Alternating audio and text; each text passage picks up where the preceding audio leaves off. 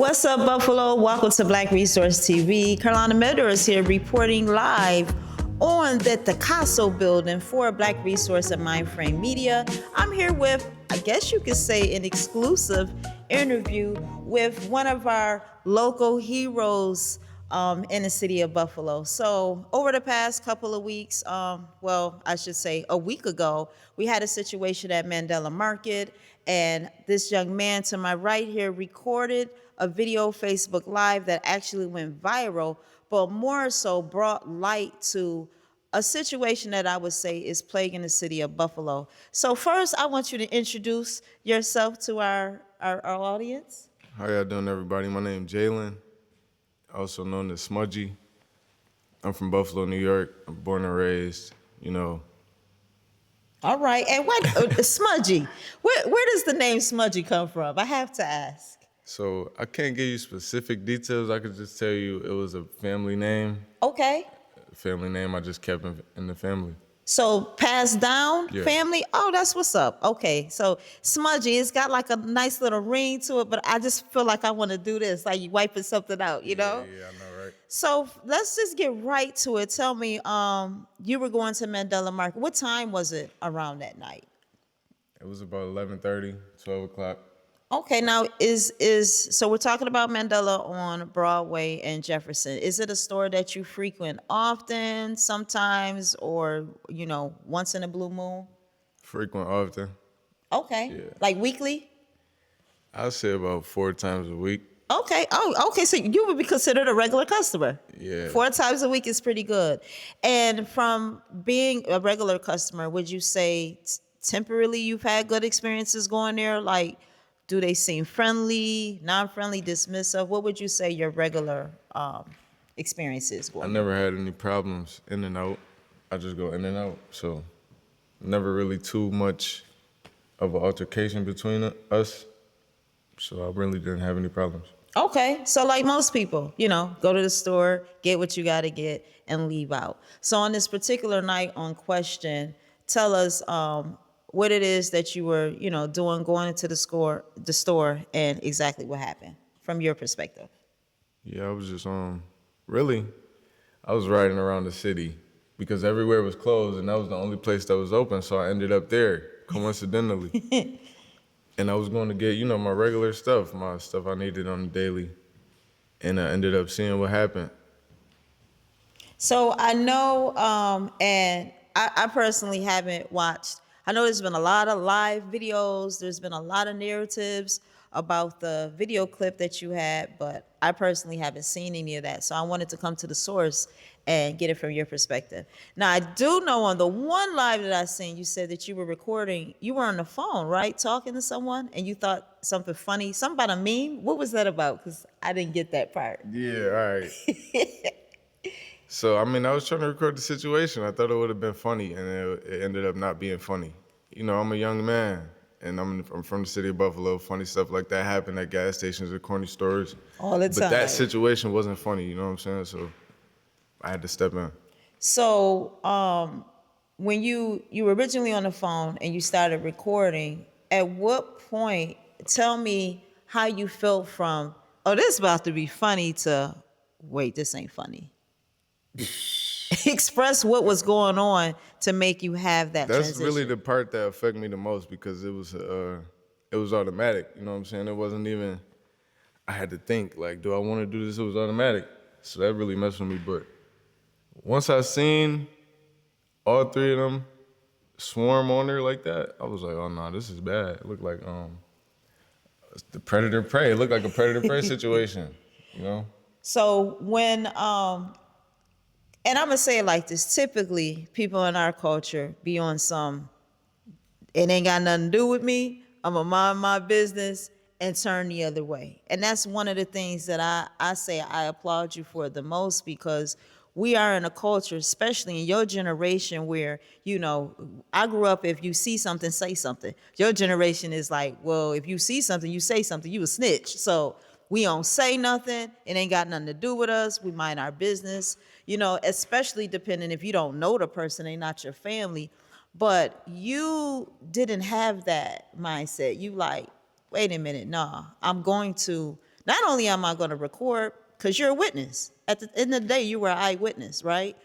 But you stepped in and did something about it. So I want you to first tell us exactly what you seen happen, because there's people going out saying that the video is a fake, you were editing it, doing it for World Star. I don't know how we can edit a live Facebook video. I mean, you're live right now on Facebook. I mean, you might can stop it, the phone could go out, but you I don't can't know, man. I edit just it. hope people is playing around. I believe so. I think it's just bad choice of words. I don't even think it was meant to say that you edited it. I just think that people don't use the right diction when they're trying to describe something. When I looked at it, it's a clip, right? Because you started and it seemed like, I was like, bad camera guy, like, it moved around, but it ended. But that doesn't mean that you created it. You just recorded something and it went out. Exactly. But you tell me exactly what you've seen from when you walked into the store. So I walked in the store. I didn't even look their direction. I walked in there, was minding my business. I overheard it, and I laughed it off. And then I went to still mind my business. Like you said, in my generation, we just mind our business. Right. That's really what I did. I was gonna mind my business, but I'd be doing stuff on my stories on Facebook, Snapchat, Instagram, where I would just record a little funny moment for my followers, or my friends to watch. And interact with my social media following and stuff. So yeah, we all do it. That's what happened. So as I turn around and I'm thinking, okay, this might be a funny moment. Let me record. I seen him hit her with the stick. He hit her. I'm like, okay, that's a little too crazy, but let me just record it and see what's going on. She said, I'm gonna sue you. So this might have helped her. So I'm like, okay, let me keep the footage, move a little closer, whatever. And yeah, that's what happened. So once I seen the two men come from around their area where they were working at to help him attacking her, that's when I stepped in. And yeah, we just went from there. It was a little chaotic situation. Oh, it seemed like it got chaotic because it seemed like they were, and so now they started coming towards you. Were you grabbing the stick and were they pushing you? Were y'all doing a tug of war with the stick, or you took it? Because I couldn't tell. No, I actually took it from his hand, from behind him. But once he turned around, it was coming after, it was trying to take that. Or my phone, I can't even remember. Okay, so you actually did witness them hitting her with the stick. I seen it, yeah. And but you didn't get that part recorded. Okay, got it.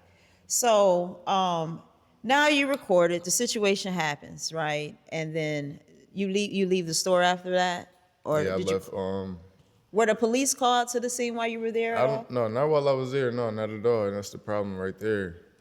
If you're a business and this is how you're gonna run your business and you don't want these problems, you call the police when stuff like that going on. Right. If you know this is a common person that you're having a common problem with, it's about to happen. Now, did you know her at all? No, I didn't know her. Okay, so to her, she was just a stranger at the time. Yeah, it was a stranger. I didn't even see who it was while everything was going on. I just, like I said, I was minding my business on the other side of the store. Right. And I thought, like, okay, this might be a funny moment. Let me record it. I might have not posted it. I wasn't about to post it. I really wasn't. What made you post it? I don't even know. I don't know. Like, and I'm glad I did, but I don't know what made me post it. Did you think that posting it would actually go viral the way that it did and result to all of the things that have transpired? I don't know. I had a lot of thoughts in my head. I did, but I didn't at the same time. Only because I don't have a lot of followers on my Facebook, and my Facebook isn't like that. So I didn't think it would go viral, but then again, I did because it's a gas station, so that's a big thing. And what made you step in? I've just been there before, seeing stuff like that happen, and I just know right from wrong. I love that. So many times people look away. They do the wrong thing and they just turn away. And you actually did the right thing. And I for one, want to just say thank you. I think that's really commendable because so many times, I'm a Black woman, right? And Black women go through so many different situations and disrespect by just men in general. It don't matter the culture of the men. We get disrespected a lot. You have men like, ooh, trying to say all kinds of things to you, trying to touch on you, fondle you. And even if you're a person of color that, might deal with mental illness or any type of addiction, people treat you in a negative manner. You know what I'm saying? You get Right. disrespected all the time. And for you to, as a young black man, because we got grown black men that don't stand up, as a young black man to stand up, to come to a woman's defense, I applaud you for that. And I know that Appreciate it. I'm not the only person Yeah, that look no, at and you. I You're like a appreciate hero. everybody that stepped up, reached out, and gave me my commends and flowers for everything I did. It Appreciate is, everybody. it's amazing. I mean, you did the right thing in a time where most people are doing the wrong thing. Do you consider yourself a hero for that? It was really just a regular thing to me. I wouldn't say I'm a hero. I would think that she would say that you're a hero because Hopefully she think that. Hopefully she think that. we don't know what would have happened if you didn't step in. And when it comes to the fact of social media, right? Because we live in a culture where everybody has a soundboard, everybody has a camera, right? A lot of times I know for one, I've cleared my social media, but because I work with young people, it seemed like fight videos, just people fighting, our Yeah. people fighting, always, The uploaded. popular ones. Right. And, people glorify violence. It seems like it's part of the culture to want to watch violence, which means at the same time we get immune to violence. So you use it it's also good though to document things, right? Because if it's a car accident or something happens, the person involved will want to know what happened, or especially with people fleeing the scene. So what do you think about it in that aspect? Like you think you used it for good, or do you use it for bad? Yeah, I used it for good, and that was another thing that like really had me amazed in myself because the whole time while I was doing that, fighting everybody off or whatever, trying to break up the altercation, I was recording. You know what I'm saying? I had to document it, clear footage. Yeah, you had that And one hand, exactly, the one that's what I'm hand saying. cameraman, right? So, and another thing is, if I didn't do that, it would have been, it would have just went away, swept under the rug. Nobody would have believed mine or her story. They would have been laughing at us. They would have been like, "Yo, that's a crazy story, bro. Wish I could have seen it." But I got the proof right there for you. So do you think that it's good for us to have use our phones for cameras in times like this? Do you feel like people should, if you're going into a space that you might not even feel safe, that you should be recorded, like how police have body cams? Yeah, that's that. And you just never know when something like that will happen, so you can't tell. But yeah, most definitely, if something like that happened, pull that phone out, record, document it for your safety, and for anything else that could happen to you. At any moment, did you feel unsafe or fearful? Yeah, I bet. What? I heard the specialized, us, be like, "What's up? What's up?" Exactly. So once I heard they were trying to, like, everybody was trying to gang up on me, I felt unsafe. I had to get out of there. I had Right. left. And then it just like, once my momentum from my adrenaline from running, like, I don't even know how to say it. Once my adrenaline from running calmed down, it was like the trauma from being in that situation turned on, and I just was automatically in like, oh, okay, what's up, what's up? Right. You know? And that I would say we all deal with that trauma because Yeah. we all at one point in time That's what I'm done saying. said, From- "What's in up?" Buffalo, The that's rough buff, right? Exactly. That's what we do. We quick to say what's up. And just man, bro, how have people reached out to you? Because I know at the end of the day, it's the video is all focused on the victim and the assailant. Has anybody reached out to you to just find out how you felt about the situation or just how you doing? I mean, have you been affected by this at all? Yeah, I've been affected. I got a couple people that are telling me to stay strong, keep my head up, and they're trying to give me pointers of what I should do and advice. And I appreciate them for that because it's a lot going on. My mind is like, I got 1,000 thoughts running through my head on a daily from that situation alone, on top of my regular life. And yeah, but I appreciate the people that have been helping out. I mean, reaching out. A few, I'd say about 2 handfuls, not many though. Keeping in touch, trying to keep up with the situation and move forward. What do you think about the outcry by the community or all the people that have been doing like the protests? They've been doing live videos, and Do you agree with the narrative that's being put out? Do you feel like the narrative was spent? Like, how do you feel about all of the other footage that you're seeing on social media that really hasn't, from what I have seen, hasn't involved you? How do you feel about that? Yeah, that's the thing. I don't really agree with it. Not that it don't involve me, but because it seemed like it's for a different agenda. You know, And I don't even hear what we want from this situation. I hear and I see, look at me, look at me, look at me. I can do this, I can do this, I can do this. That's all I see and hear. Nobody reached out like we just talked about. Nobody reached out. Nobody's trying to hear what I can say for the youth and people in my generation that's gonna have to deal with this situation or situations like this in the next 10, 15 years. Because like I said, everybody doesn't have the money to just up and leave tomorrow, up and leave next year, up and leave in the next 2, 3 years. Some people have to stay here, live the rest of their life here, raise their kids here. It's easier for them, you know. So this isn't something you sweep under the rug. These people are in our city. They're monopolizing the cities, the streets, the facilities that we need to survive. And my generation, we need to step up, come together, reach out to your uncles and aunts because they're the ones that's speaking and voice your opinion on what the city need because we're the ones who's gonna have to go through this. We're the ones living in this movement right now. yes. And what is it that you would like to see happen from this situation? Yeah, see, from this situation right there, the main thing at everybody's focus, oh, we need to get a store, we can do it, we can do it, we can do it. That's true, we can do it, but are we going to? So it's not about us taking that because it's available for anybody to.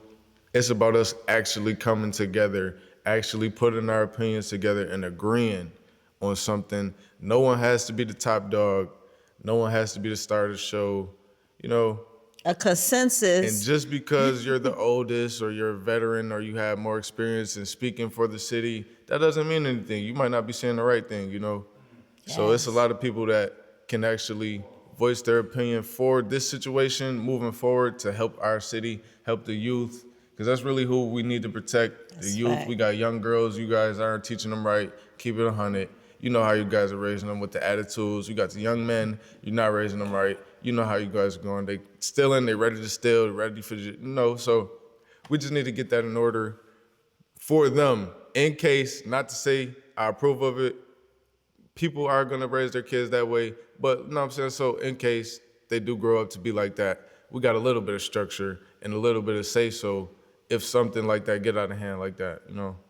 And, that was my thing. I applaud you for saying that because I do work with young people because young people are the future. Exactly. Like, the older generation, somebody got to take over, right? And if you're not pouring into younger people to lead, then you're basically destroying your future. Right. And one of the things I noticed, I didn't see any young people involved in Me the too. protest. That was, I've asked my young people how they felt about it, and two of the young people was like, don't have nothing to do with us. Now we can't go get our donuts in the morning. That's the funny thing. Like, they mad about It's not funny, being but able to it's get not, donuts. and that's the thing about it. That's why when I was in that situation in the gas station, I was about to record because I was looking for a funny moment. So I was saying that to say, people in my generation taking this situation and making any little joke they can about it. Oh, I can't go there and get my gas when I'm out cheating at 12, 2 in the morning.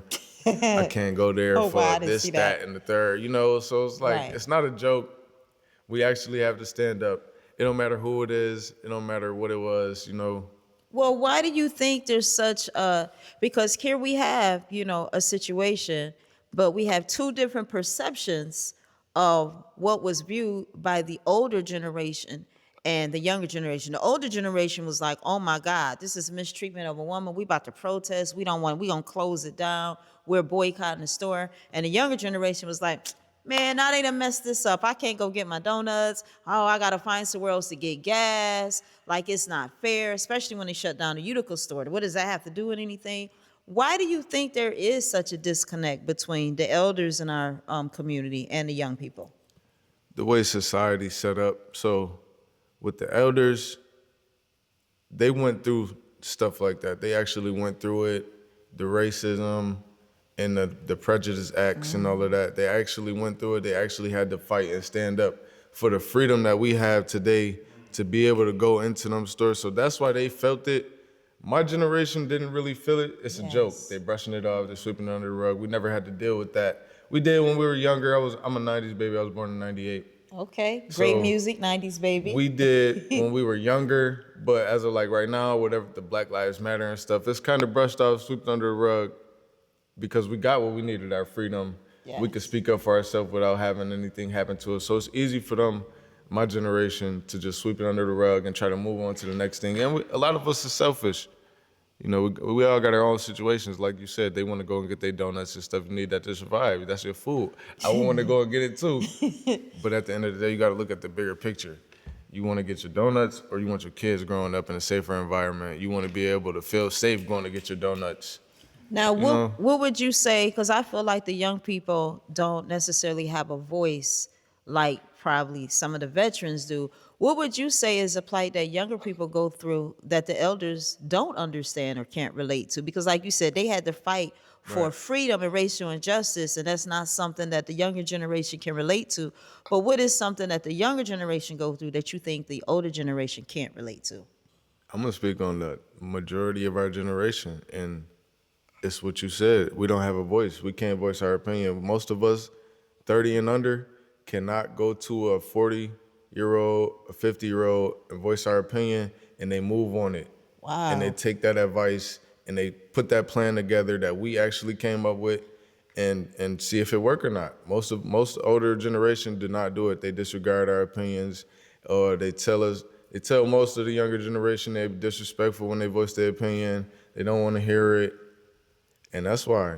So we all stick with each other and we laugh it off, and we bring our trauma together in our generations, and we bring up our own little twisted, weird jokes that's not really funny, but that's how we deal with it to stop from crying, you know? Yeah, that, when you just said that, I mean, that's devastating because I do hear young people all the time, especially when in households when it just comes to their parents. They don't Exactly. feel That's where like it starts. they And can then talk to their parents, people, man. the parents' friends and friends of friends, and it's outside now. The whole outside and the whole older generation is like, Wow. and it all boiled down to money at the end of the day, you know? So let me ask you this. I do know, I work with Brother Osmond, and I seen that he reached out on a post to you for you to contact him. Of course, you wouldn't know who Yeah, I was Muhammad about to say, I Osmond don't know. is to reach out to him. But the Mandela market, right? They want to try and do what's right from it. What is it that you would want from them? What would you say if you can speak to them? Is it anything that you feel like they can do to make this situation right? What would you want the I store mean, there's a owners to do? lot of wrong that has been done. So I can't even give out a specific. I could tell you from the start, from the beginning, the right thing for them to do was to just apologize off the rip, and it would have been that. Has Maybe the anyone city. apologized to you? No one has Okay. apologized. I'm seeing all of this drama on Facebook. It's just a bunch of drama on Facebook. I will make sure. One thing I can guarantee you, I can make sure you get an apology I from the store appreciate owners. that. I can appreciate that. put it because at the end of the day, if someone wanted to come apologize to you, how would they? How would they know to contact you? And it's an irate situation, right? Sometimes I'm all calm over down. Facebook from that situation. Even the news, they got my name on there. So, I mean, if somebody wanted to, they could have reached out and contacted me with a soft apology or anything. So you're open to an apology. Yeah, of course. Okay. And what else? Because I mean, I got a whole list of demands for the community they want. Anything Yeah. that you would I know suggest? from the community, but I would say for the community, for them to make up for that, they would have to do something for the community beneficial, and it would start with the kids. So Okay. they would have to look into that for acceptance from the community. And I'm going to say that being the youth in the generation. So they would have to start with the kids. Do you maybe. think hiring minorities in the store is a good idea? Would you want to see Black people working inside the store? Oh, Do you yeah, think of that will course. help? That as well. See, that's what I'm saying. There's so much wrong. I don't even know specifically what I could say, but that, you want to get it back open, make it more trustworthy to come into that store, instead of the different languages being spoken about situations that we're in at the register. Right. This is not right. I don't even, but yeah, so maybe more trustworthy people behind the counter dealing with the people that's coming in more people of our culture. Don't even have to be black. It could be any different race, just make it more diverse, equal. Yes. And that is something that I'm going to tell you that we're going to take responsibility is sitting down with the store owners and working on bridging the gap so they can understand our plight, just as Black Americans with being here, and the whole situation of how a marginalized community has been sort of kept out of being able to purchase and, make sure that we have a legacy for ourselves. I don't think they might not understand it because at the end of the day, we all want the same thing. We all want to make money for our families. We want to make it home safe, and we want to have the best life possible. I believe we all have that in common, but there's divisiveness and the unseen at work to make us focus on differences when we should really be focusing on how we can work together. I mean, do you think we should be trying to work with them, or should it still be this us versus them type of mentality? 50-50, because if they can't respect that some of our people are not the richest people, the wealthiest people, then we don't need to be working with them. All right. So, and that's the key word right there is respect. Yeah, because like who she was in a situation, and I guess they didn't want her business. That's not how you handle that, Right. And respect goes a long way. And I just want to say that I have so much respect for you for stepping up and stepping in. If we could have more Smudgies in the city of Buffalo and more Smudgies in the world, they're gonna have them, though. It'd be right, and some kids, right? It'd be a much better place. And just any last words that you would like to say, or anything that you would want the community to know about this whole situation? Not even just the Or community, yourself. worldwide, man. Just everybody come together. It's not funny. It's not a game. It's not nothing you sweep under the rug. And I mean, this is not the only race that look at us like that. So just let this be an eye opener. And, keep your family close. Nobody, it could have been worse, you know what I'm saying? And her family would have been probably looking at her as a joke.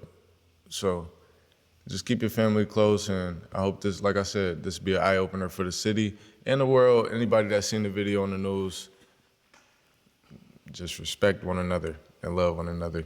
Wow. Thank you for that, Smudgy. Would you be interested in working in the store? Would you ever go back in the store? Nah, I wouldn't work in that store. I don't even know if I would go back to it to buy anything. I had to ask because I just felt like people would suggest that. So let's just put that out there. I mean, that's a good suggestion. I would probably want a couple more than the minimum wage, but yeah, I would do it. All right. Well, there you have it. It was an exclusive interview. One of the things we just wanted for Black Resource, for our viewers to know that before we do anything, always go to the source. We got to go to the source. I know we react to things, but it's better to go to the source, get the full story, get the information before you do anything. But in all things, operate out of respect, operate out of peace, and of course, operate out of love. And with that, I'm going to say peace and love. We are out. Never emotions, right? Unless they're good, positive vibes and emotions. So peace and love. Carlonda signing out from MyndFrame Media, Black Resource TV. Until next time.